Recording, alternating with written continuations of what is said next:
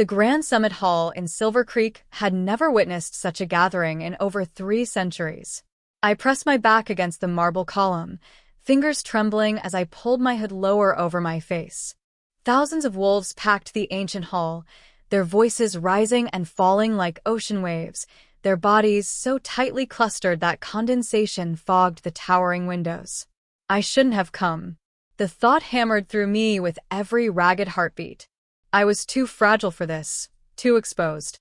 If anyone recognized me, if anyone questioned why the pack's solitary healer had emerged from her cottage for the first time in months, but I had to witness this. Tonight, Garrett Blackwood would destroy everything. My gaze found him on the platform at the hall's far end, and my breath caught the way it always did. The Alpha King of Silver Creek stood beneath the wrought iron chandeliers like a monument carved from sorrow and stone. Dark hair streaked with silver fell across a face that decades had marked but never weakened. The sharp angle of his jaw, the broad shoulders bearing the burden of a kingdom, those wolf gold eyes that hadn't held warmth in 45 years. Welcome to Floxy's Shifter Romance Tales, where fate bites deep, love burns wild, and powerful beings fall for the one they were never meant to touch. Before we begin, take a second to support the channel. Tap the like button, subscribe, and tell me in the comments where you're listening from. Your support helps these stories reach more hearts. Now get comfortable, put on your headphones, and let's begin. 45 years. That's how long it had been since his first mate died. I knew the story as intimately as any wolf in our territory. The legendary bond between Garrett and his fated mate, Elena. The war that ravaged Silver Creek when he was barely past his first century. The night Elena was massacred by rogue wolves while Garrett fought on a distant front, unable to reach her, unable to save her. Arriving only to cradle her dying body as she drew her final breath. He'd never healed. The pack whispered he'd buried his soul with her, that the king who survived that nightmare was merely a husk, leading with ruthless precision but feeling absolutely nothing. They were wrong. I knew because I'd felt him for 13 years. Since the night I turned 21, when the bond ignited in my chest like a wildfire in a dried forest. My mate. The words still trembled through my soul like an earthquake.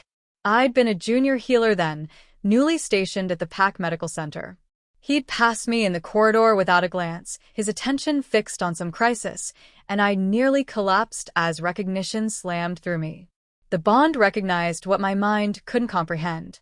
The Alpha King, still mourning a mate dead before I was born, was my fated one. I'd told no one. Who would believe me? Who would accept that destiny had bound a common healer to a king who'd sworn publicly, repeatedly, that he would never take another mate? So, I'd waited. 13 years of watching him from the shadows. 13 years of healing his wounded warriors while pretending my hands didn't ache to touch him instead. 13 years of feeling the bond pulse in my chest, incomplete and starving, slowly draining the life from my body. Because that's the cruelty of an unacknowledged bond. The one who recognizes it first bears its weight alone. And if the other half never accepts the connection, that weight will eventually crush them. I was dying. I'd concealed it well for the first decade, but the past 2 years had stripped flesh from my bones and color from my skin. My healing magic, once vibrant and powerful, had dimmed to a flicker. The other healers believed I suffered from some mysterious wasting disease. Only I knew the truth. I was fading because the man I loved refused to feel anything at all. And tonight, he would ensure I faded completely. Wolves of Silver Creek. Garrett's voice thundered through the hall, deep and commanding, silencing the crowd instantly.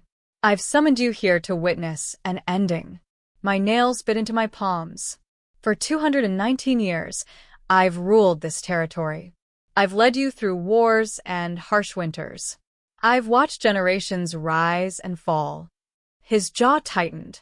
But I've done so alone, and I will continue alone until my final breath. Murmurs rippled through the crowd.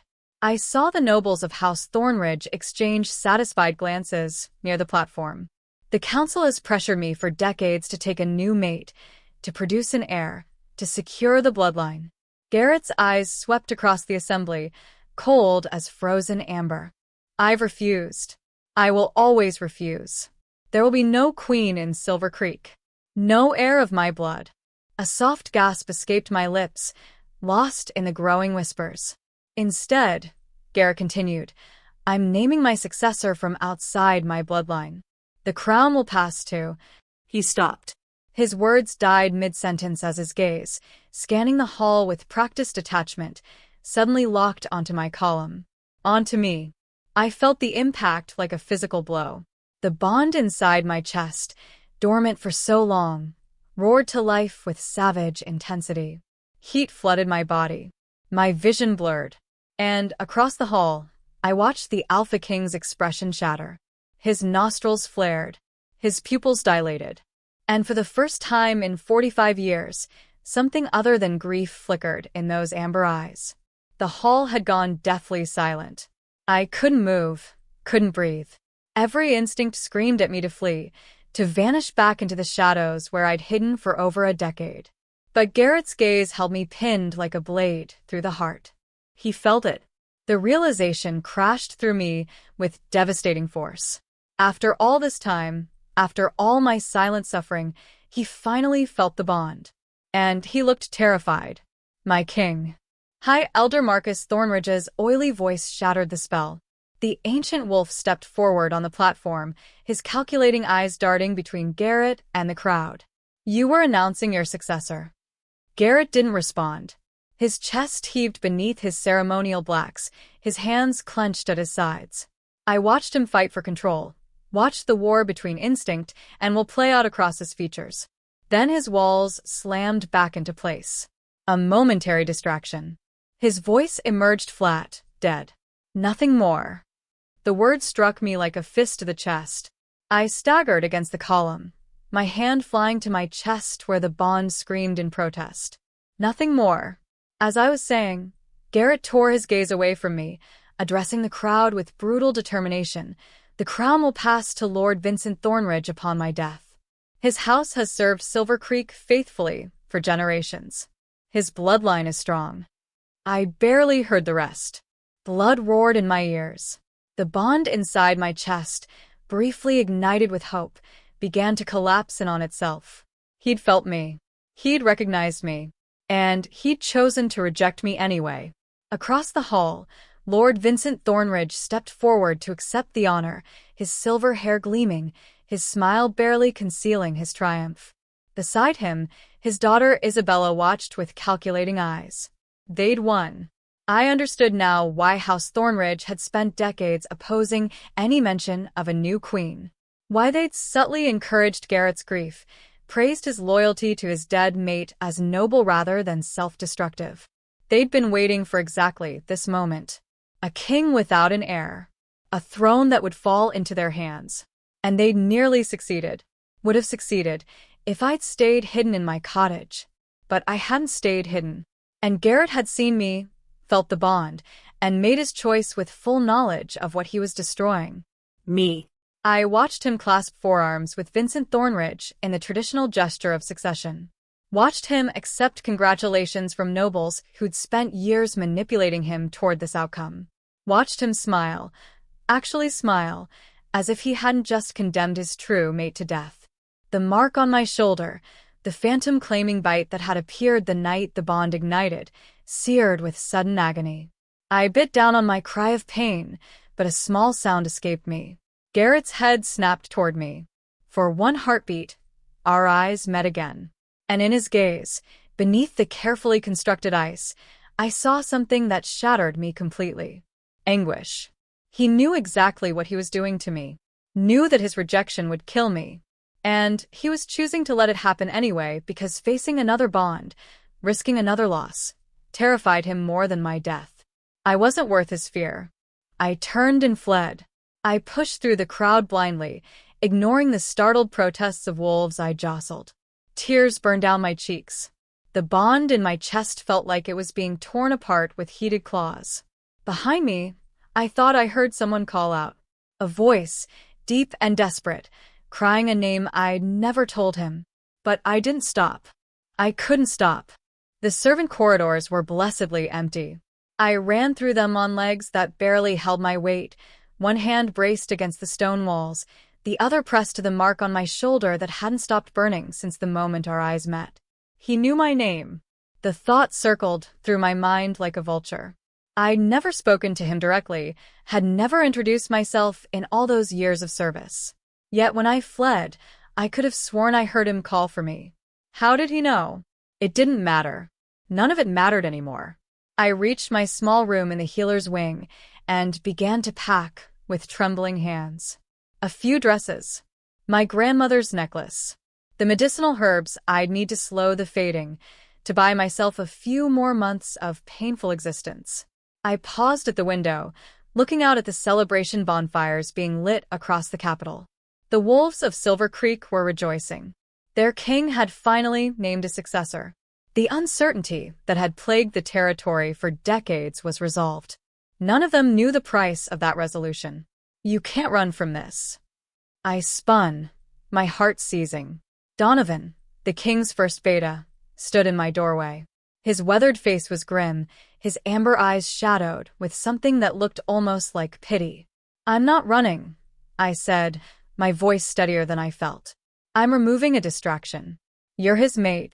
The words hung between us, heavy and terrible. "I'm nothing to him." I turned back to my packing. He made that abundantly clear. "He's a fool." Donovan stepped into the room, closing the door behind him. "He's been a fool for 45 years. But that doesn't change what you are to each other. What we are to each other is finished." I cinched my bag closed. He chose his grief over me. He chose House Thornridge over me. He chose death over me. My voice cracked. I won't stay to watch him celebrate that choice. Donovan caught my arm as I moved toward the door. "If you leave, you'll die. The fading will consume you within the year. If I stay, I'll die anyway." I met his gaze without flinching. "At least this way I can do it with dignity. Far from here. Far from him." I pulled free of his grip and walked out the door. The servants' gate was unguarded, every wolf in the compound having gone to witness the ceremony. I slipped through it like a ghost, my cloak pulled tight against the winter wind. I didn't allow myself to look back at the obsidian fortress. I didn't allow myself to imagine Garrett realizing I was gone. I simply walked into the darkness, each step taking me further from the mate who'd chosen to let me die rather than risk loving me. Behind me, somewhere in the compound I'd called home for over a decade, a howl split the night. It was a sound of such raw devastation that wolves across the capital stopped their celebrations to listen. A sound that spoke of loss and rage and terrible, terrible regret. I heard it. I kept walking. But I couldn't stop the tears that froze on my cheeks, or the traitorous part of my heart that whispered I should turn back. I didn't turn back. And by morning, I'd vanished from Silver Creek entirely. 7 months later, the village of Pine Hollow had grown accustomed to its strange new healer. I lived in a cottage at the edge of the Shadow Pine Forest, a small structure of weathered timber that the village elders had offered in exchange for my services. I'd accepted without negotiation. I needed nothing more than a roof and solitude. The villagers called me Morgan, a simple, forgettable name for a woman who wished to be forgotten. I'd chosen Pine Hollow because it lay at the furthest edge of Silver Creek's territory, for weeks' journey from the capital. The wolves here were simple folk, farmers, craftsmen, hunters, who cared nothing for court politics or royal succession. They asked no questions about my past. They did, however, whisper about my condition. I caught their pitying glances when I walked through the market square. I knew what they saw. A woman who'd aged a decade in 7 months. Hollowed cheeks. Brittle hair that had faded from rich auburn to dull gray. Hands that trembled when I mixed my remedies. The fading was accelerating. I'd hoped that distance from Garrett would slow the bond's deterioration. Instead, it seemed to hunger more fiercely with each passing day, as if punishing me for fleeing. The mark on my shoulder had darkened from silver to deep crimson. It pulsed with heat at unpredictable intervals, sometimes gentle, sometimes agonizing, and when the pain came, I'd catch flickers of emotion that didn't belong to me. Rage. Despair.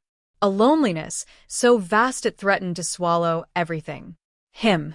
Even across the breadth of the kingdom, the incomplete bond continued to transmit fragments of his inner world.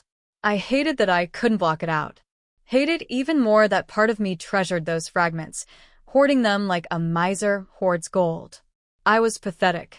But I was also determined to spend whatever time I had left doing something meaningful.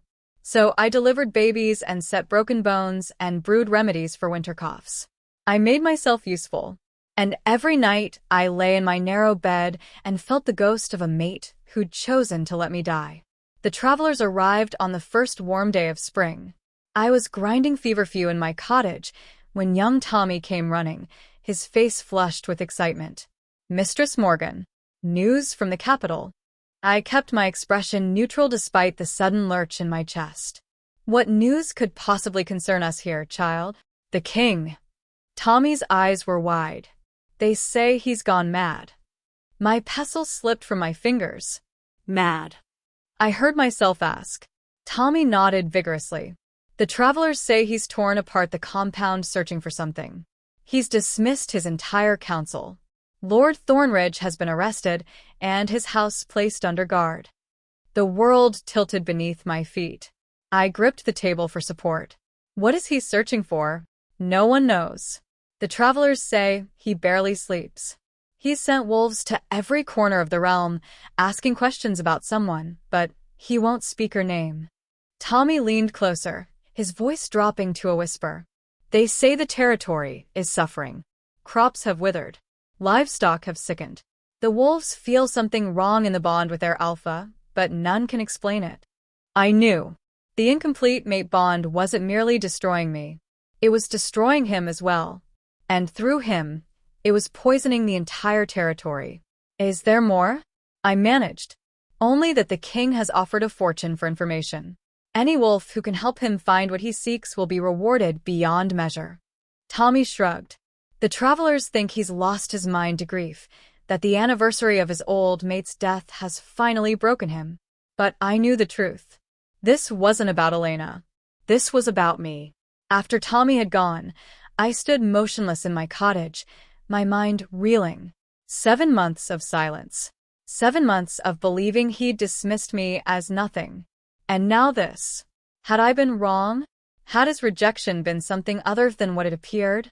My mark flared with sudden heat, and through the bond came a wave of desperate, searching need. He was looking for me. 4 days later, Donovan found me. I was returning from a birth in the village when I saw the figure waiting outside my cottage. My heart stopped, then hammered painfully as I recognized the first beta's weathered face. "How did you find me?" I asked flatly. "I've been searching since the night you disappeared." Donovan's amber eyes swept over my diminished form, and something like grief flickered across his features. "The fading has progressed faster than I feared. You came to watch me die? I came to bring you home." I laughed bitterly. "I have no home." The king made that abundantly clear. "The king," Donovan said carefully, "has not been himself for a very long time." Something in his tone made me pause. "What do you mean?" The beta glanced around, then gestured toward my cottage door. "May we speak inside? What I have to tell you cannot be overheard." Against my better judgment, I led him into my small home. I didn't offer him tea or a seat. I simply stood with my arms crossed, waiting. Donovan didn't waste time with pleasantries. "House Thornridge has been poisoning Garrett for over 40 years." The words landed like a hammer strike. What? Not enough to kill him. Just enough to dampen his emotions, to prevent him from forming new attachments. Donovan's jaw tightened. They've had a healer in their employment since before Elena died. That healer has been adding compounds to the king's wine, his food, the candles in his chambers. Subtle things, undetectable unless you know what to look for. My mind raced. The grief that never faded. The emotional numbness. The refusal to consider a new mate. All artificially maintained. The Thornridges needed him isolated. I breathed. Needed him to believe that his inability to move forward was natural, a consequence of losing his first mate. Donovan's voice hardened. They've been grooming their bloodline to inherit the throne for 4 decades. Your appearance threatened everything. My appearance. A true mate bond cannot be suppressed indefinitely, not even by their poison. When Garrett saw you at the ceremony, the bond broke through decades of chemical suppression.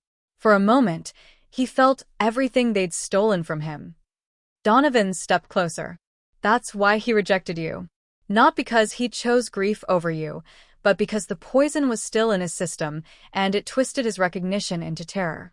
He felt the bond, but his mind couldn't process it correctly. The thorn ridges had conditioned him to associate new attachment with unbearable pain. My legs gave out. I sank into a chair, my breath coming in short gasps. Then his rejection was the product of 40 years of manipulation, not his true will. Donovan knelt before me. 4 days after you fled, the compulsion to find you became so overwhelming that Garrett finally submitted to examination by a healer outside Thornridge influence. We discovered the traces of the poison within hours. He knows. He knows everything. And he's been tearing the kingdom apart trying to find you ever since. Donovan withdrew a folded letter from his coat. But there's more. We intercepted this 2 weeks ago. I took the paper with numb fingers. The seal bore the Thornridge serpent. The message was brief. The false mate has been located. She will be eliminated before she can be returned to the capital. The bloodline must be secured. Assassins, I breathed. Already dispatched. Donovan's eyes were grim. I've been racing them here, praying I'd arrive first. You must come with me. Garrett is perhaps 2 days behind me, following the bond, but the Thornridge killers could be here within hours. As if summoned by his words, a howl rose from the shadow pine forest. Then another. And another. My mark exploded with searing pain, and through the bond came a surge of protective fury so intense it nearly knocked me unconscious. He'd felt the threat. He was coming. The bond would pull him faster than any wolf could naturally travel. But even that might not be fast enough. Through my window, I watched dark shapes emerge from the tree line. Wolves. A dozen of them, moving toward my cottage with predatory purpose. The thorn ridges had found me first. The first wolf crashed through my door before I could draw breath. Donovan shifted instantly, his human form exploding into a massive gray wolf that intercepted the attacker mid-leap. They collided in a fury of snapping jaws and slashing claws, sending furniture splintering across the cottage floor. Run! Donovan's voice tore through my mind, the mental speech of wolves in their true form. The back window. But I could see through the shattered doorway. More wolves were circling the cottage. Dark-furred assassins with the calculated movements of trained killers. There was no escape route they hadn't already covered. I was trapped. A second wolf broke through the side window, glass exploding inward. Donovan was still locked in combat with the first attacker, blood matting his fur. He couldn't reach me in time. The assassin lunged for my throat. I raised my hands instinctively, and the healing magic I'd suppressed for months erupted from my palms. Golden light blazed through the cottage like captured sunlight. The attacking wolf yelped as the energy struck it, not wounding, but repelling, throwing it backward through the ruined window with tremendous force. I stared at my hands in shock. My magic had never manifested like this. Healing energy was gentle, nurturing, meant to knit flesh and soothe pain. It wasn't supposed to be a weapon, but the bond was changing me. The connection to an alpha king, even incomplete, had transformed my gifts into something fiercer. More wolves poured through the broken doorway. Donovan had dispatched his opponent, but was bleeding heavily, barely able to stand. I positioned myself in front of him, my hands raised, golden light flickering between my fingers. Stay back, I commanded. The assassins hesitated. They'd expected a dying healer, weak and defenseless. They hadn't expected this. A slow clap echoed from the doorway. My blood turned to ice as a woman stepped through the wreckage. She was beautiful in the cold way of winter storms. Silver hair cascading over black leather armor. Pale blue eyes gleaming with cruel amusement. Isabella Thornridge. How touching, Isabella drawled. The little healer has claws after all. She gestured lazily, and her wolves spread out, surrounding me completely. My father underestimated you. He thought you'd simply fade away in obscurity. But I knew better. Your father is in chains, I said through gritted teeth. Your house has fallen. My father was a fool who moved too slowly. I won't make his mistakes. Isabella's smile sharpened. The king may have discovered our poison, but he can't undo 40 years of damage overnight. His wolves are still weakened. His kingdom is still fractured. And once you're dead, the bond will shatter what remains of his sanity. She raised her hand, and I saw the glint of a blade, a slender dagger coated in something that shimmered with sickly iridescence. Wolfsbane and nightshade, Isabella explained pleasantly. One cut is all it takes. Even your pretty magic can't heal what this poison destroys. My light flickered. My strength was fading, the brief surge of power already draining what little reserves I had left. I couldn't fight them all, but I wouldn't die cowering. Then come and try, I whispered. Isabella's arm drew back to throw, and the world exploded. The cottage wall disintegrated as something massive crashed through it. A wolf so large it seemed to fill the entire space. Fur black as starless midnight, eyes blazing with amber fire that cast dancing shadows across the ruined room. I'd never seen anything so terrifying. Or so beautiful. Garrett had arrived.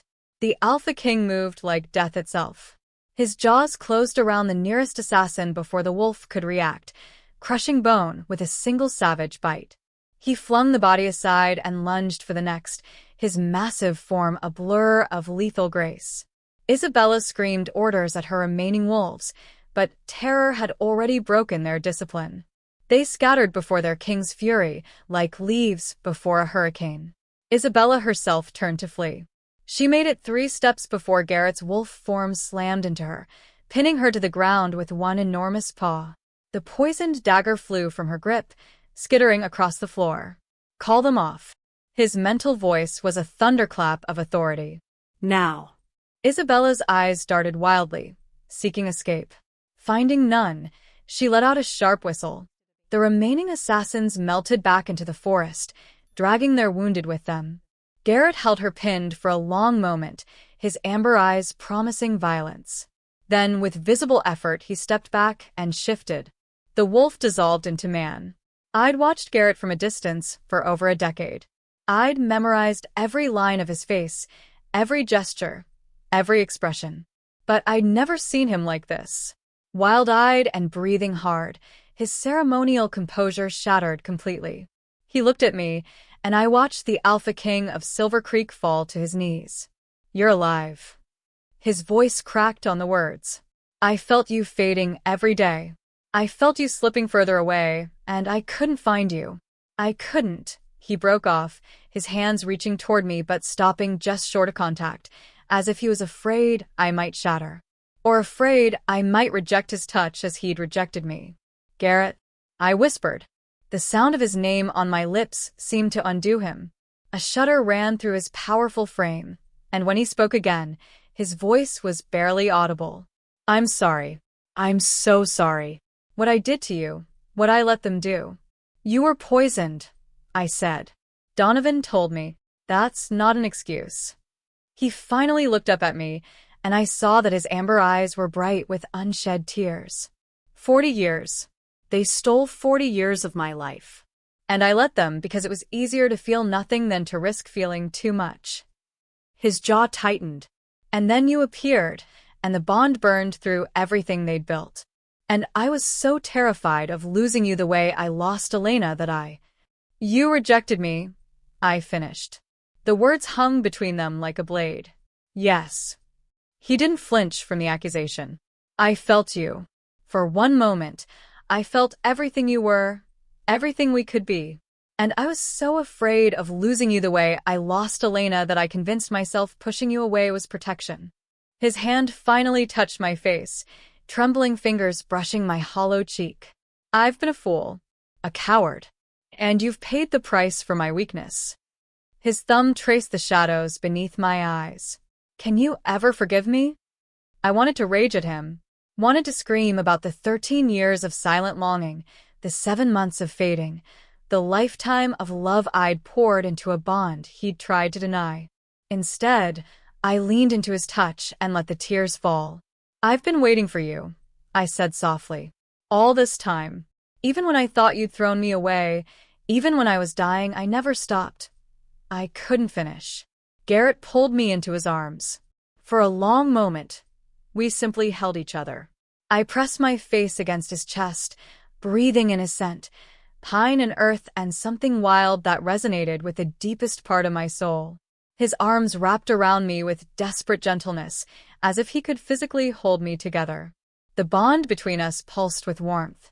Incomplete still, but no longer starving. Finally, Garrett pulled back just enough to look at my face. "You're fading." It wasn't a question. His fingers traced my grayed hair, my sharpened cheekbones, the fragility of my wasted frame. "How long do you have?" I didn't look away. "Weeks. Perhaps less." A sound escaped his throat, something between a growl and a sob. "I did this to you. The thorn ridges. I did this." His hands cupped my face with aching tenderness. I should have fought harder against the poison. Should have questioned why I felt nothing for 40 years. Should have known that fate wouldn't have bound us if I was truly meant to remain alone. His forehead pressed against mine. "You've been suffering since the moment the bond ignited, haven't you? 13 years of carrying this alone." My breath hitched. "I thought you would never feel it. I thought I would die loving someone who would never even know my name." "I knew your name." His confession was barely audible. "From the first year, I found myself asking about the new healer in the medical wing, watching for you without understanding why. The bond was fighting the poison even then, trying to make me see." His voice broke. "I'm so sorry it took me so long. You're here now." I pulled back to meet his eyes. "That's what matters. Is it enough?" The vulnerability in his question pierced my heart. "After everything I've done, everything I failed to do, is there anything left between us worth saving?" I thought about the years of silent longing, the months of agonized exile, the nights spent feeling his grief bleed through the bond while my own body slowly died.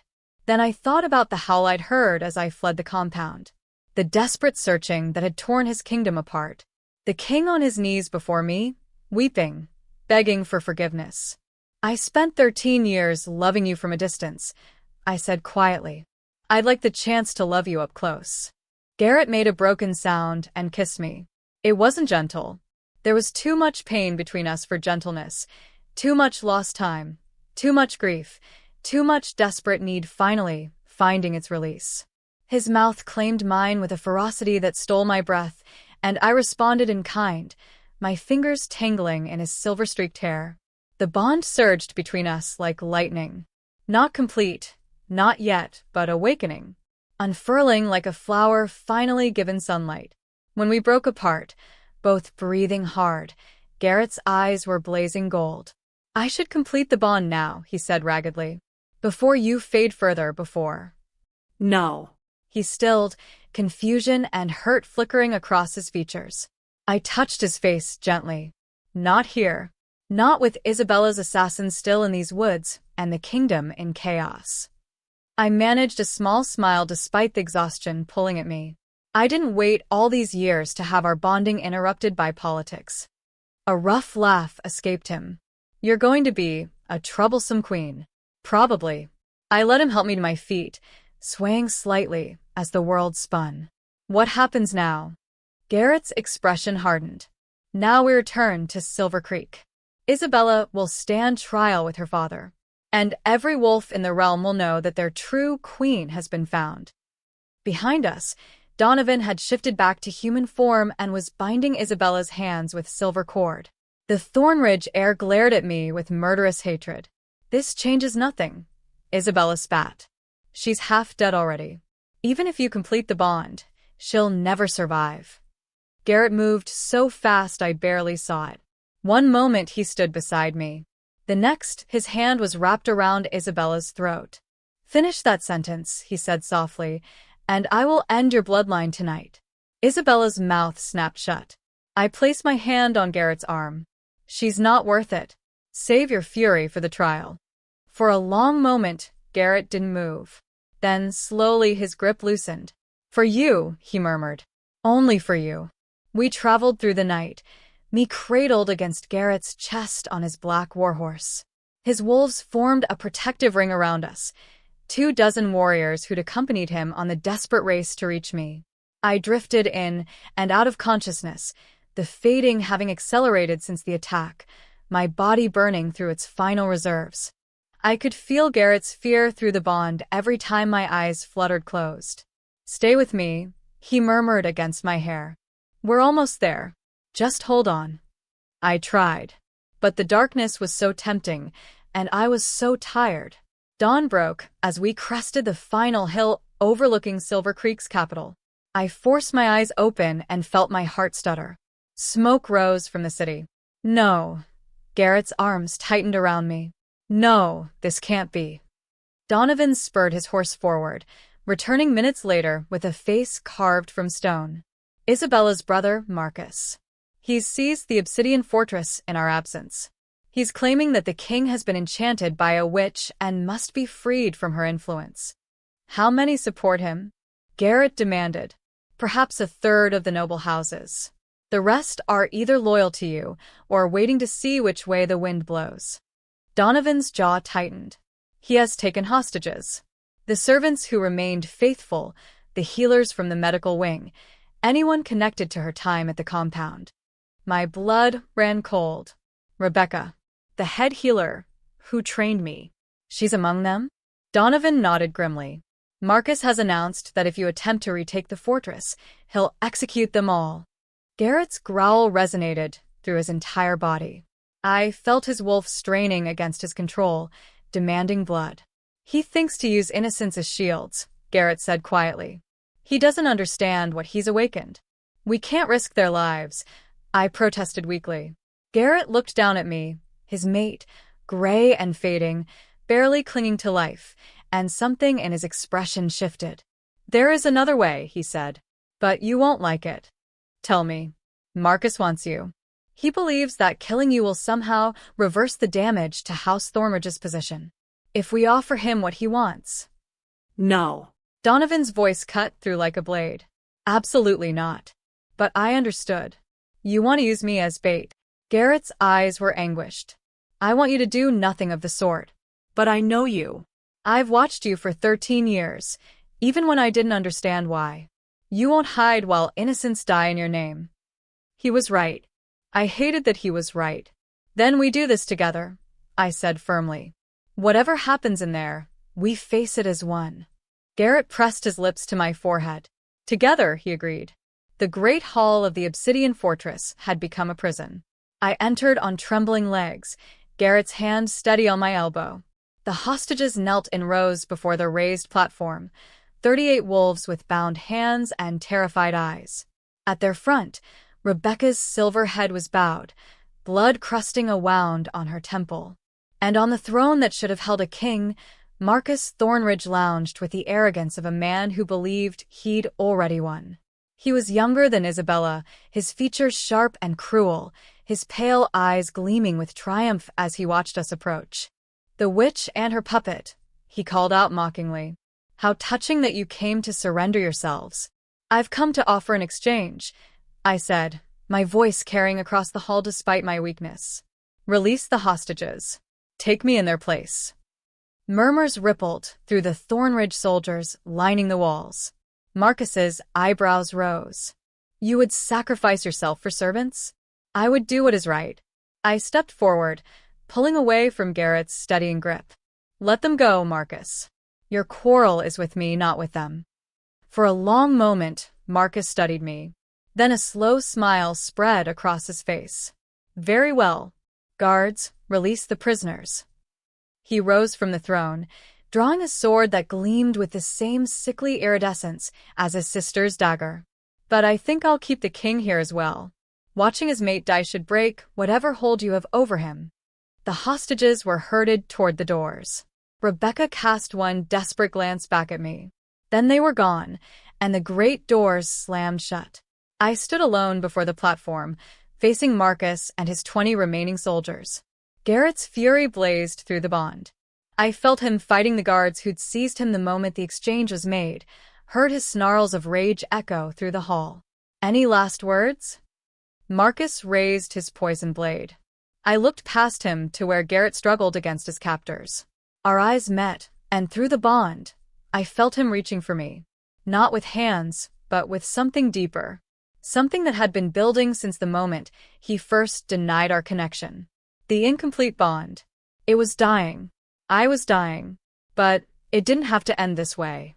Complete it. Garrett's voice resonated in my mind. Take what you need from me. All of it. Everything I am. It could kill you, I protested. I would rather die bonded to you than live another moment apart.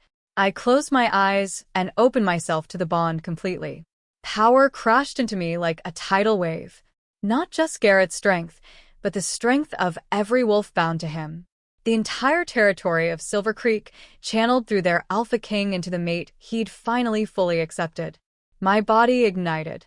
Golden light exploded from my skin, so bright that Marcus stumbled backward with a cry of shock. The fading that had ravaged me for months reversed in an instant, color flooding back into my cheeks, strength surging through my limbs, my magic roaring to heights I'd never imagined. And beneath it all, something else stirred. My wolf. I'd never shifted. Common-born wolves often couldn't, their bloodlines too diluted to access their animal forms. But I was no longer common. I was bonded to an alpha king. And that bond had unlocked something that had always been waiting inside me. The transformation took me like a storm.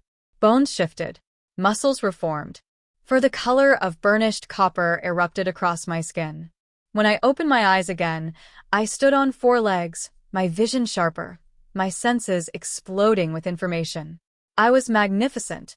Marcus's sword trembled in his grip. Impossible.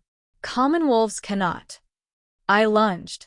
My jaws closed around his sword arm before he could strike, my new strength crushing bone and steel together. He screamed, the poisoned blade clattering uselessly to the floor. Behind me, Garrett had broken free of his captors. His black wolf form joined my copper one, and together we faced the Thornridge soldiers. It wasn't a battle. It was a reckoning. Moonlight streamed through the windows of the royal chambers. I stood before the mirror, still marveling at my reflection. The fading had reversed completely.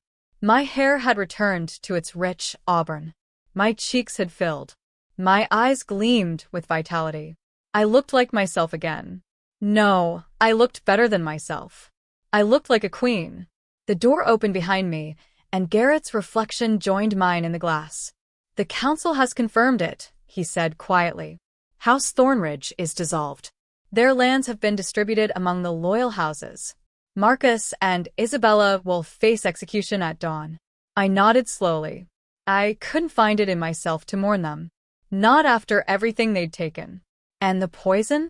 I asked. The healers believe it will clear from my system within a few months. Already I feel more than I have in 40 years. His hands settled on my shoulders, warm and steady. I feel you. I turned to face him. The bond saved me. If you hadn't opened yourself completely, I should have done it months ago. Years ago. His forehead pressed against mine. I wasted so much time being afraid. We both did. My hands came up to cup his face. I could have approached you. Could have told you what I felt instead of hiding in the shadows. You were protecting yourself from rejection.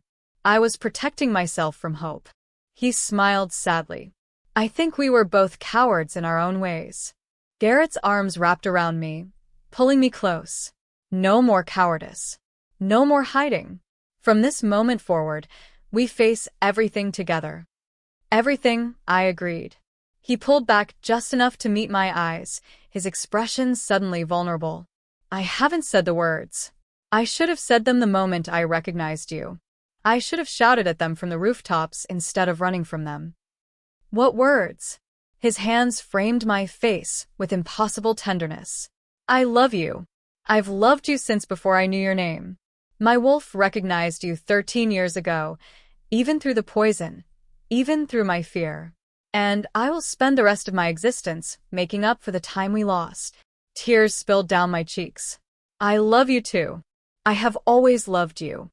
Garrett kissed me softly this time, reverently, like a prayer made flesh. When we parted, his eyes had shifted to molten gold. The bond must be completed properly, he murmured, with the claiming bite.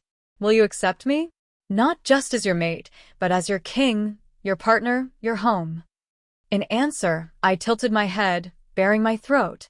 Garrett's teeth sank into the junction of my neck and shoulder. The completed bond exploded between us like a universe being born. I gasped as Garrett's essence poured into me, his memories, his emotions, his very soul intertwining with my own. I saw myself through his eyes. Not a servant or a burden, but a miracle. The woman who'd waited for him when anyone else would have given up. The queen who'd faced death with her head held high. His heart was walking outside his body, and he saw himself through mine. Not a coward or a fool, but a man who'd survived unimaginable trauma and manipulation with his capacity to love somehow intact. A king who'd torn apart his own kingdom to find me. My mate.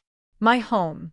When the claiming was complete, we held each other in the moonlight, both trembling with the force of what had passed between us. My queen, Garrett whispered against my hair. My king, I answered. Outside, across the territory of Silver Creek, wolves lifted their voices in a howl of celebration. The bond between alpha and mate resonated through every wolf in the realm, bringing with it a sense of completion that had been missing for over 40 years. Their king had finally found his heart, and in the chambers of the obsidian fortress, wrapped in each other's arms, Garrett and I began the rest of our lives together. It wouldn't always be easy. There were wounds still healing, trauma still to be processed, a kingdom still recovering from decades of subtle poison. But we would face it all as we'd promised together. Always together. Thank you for listening to this Floxy's Shifter romance tale. I hope you enjoyed the story.